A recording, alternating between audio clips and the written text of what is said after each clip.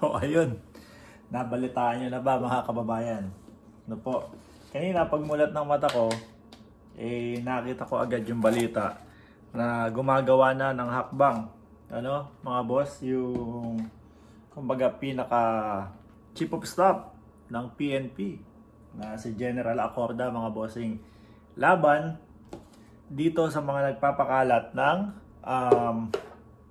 pulburon, mga nagsasabi na meron daw destab sa gobyerno natin, kumbaga yung mga PNP, tapos AFP daw po gumagawa ng hakbang upang pabagsakin, no? Destabilisasyon sa ating gobyerno, mga bossing, chief sir. Ngayon, pinuntahan ko yung channel, yung mga channel nila po, ano? Pasensya na po kayo, papunta ako sa gym, no? At mag-workout tayo. So, pinuntahan ko yung mga channel ng mga kaibigan natin. Naging paborito ko na pupuntahan ngayon yung channel ni Pastor Pulburon. Ni General Pulburon. Ni General, naging paborito ko na pong puntahan yon. So ngayon mga kababayan, napansin ko lang po noong mga una, General tindig, no? Mga vlog talagang palaban na palaban. Tapos nung lumabas na po yung mga balita na yun nga po, may kaso na, magkakaso na, or kung alin man po doon, kung talagang nakapagsumiti na or whatever, medyo may kahabaan pa din po, no, ang proseso niyan. So nung meron ng mga ganong balita, napansin ko kay General mukhang halos karamihan na ng vlog medyo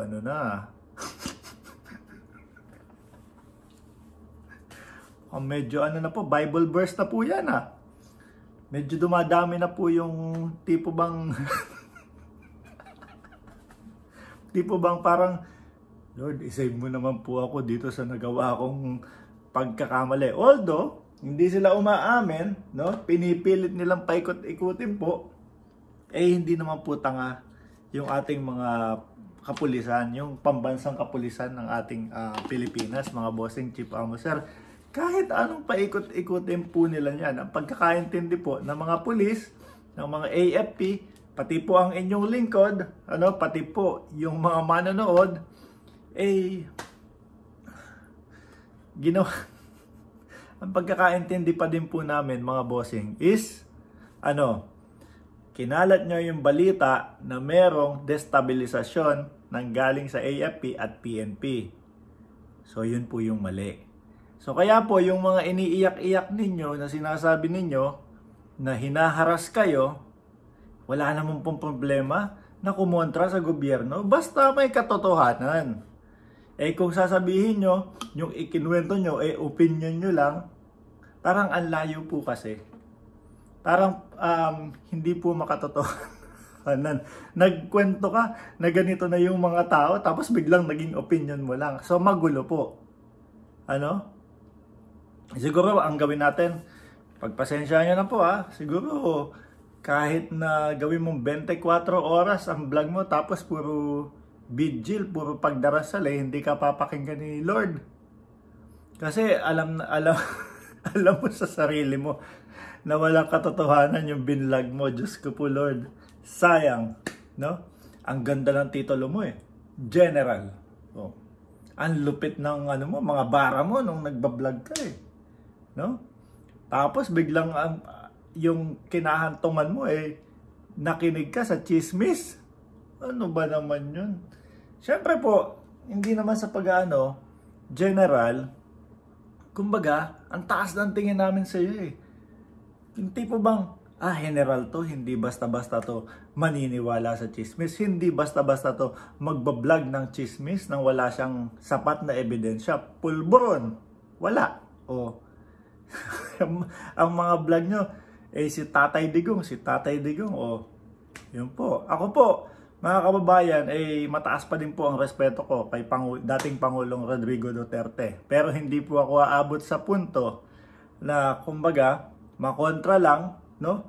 Ang ating Pangulo, maninira na ako At magbablog na ako ng walang katotohanan. O tingnan nyo po, sabi kayo ng sabi, Tatay Digong, dating talaga namang alam namin, no, na hinahangaan nyo. At yan yung talagang, kumbaga, si dating Pangulong Duterte, talagang iniidolo ninyo. Kaya lang, yung iniidolo nyo po ngayon, yun yung nagsabi mismo na there's no such thing ng pulburon video. Doon pa lang, ligwak na kayo. Napapansin ng tao na talagang yung mga vlog nyo tungkol sa pulburon video at kung ano-ano pa, talagang pampera na lang. Pinaasa nyo, di ba? Pinaasa na January 1. Noong January 1 ang dumating, ano na? Wala. Minove nyo ng January 5 para patuloy kayong panoorin. Para mas mataas ang views. Nung dumating ang January 5, ano sinabi ninyo? Ang sinabi nyo naman kumbaga, nasa tamang panahon. Ano ba naman yan? Pastor? Papalitan na po namin yung ano nyo, yung tawag sa inyo. No?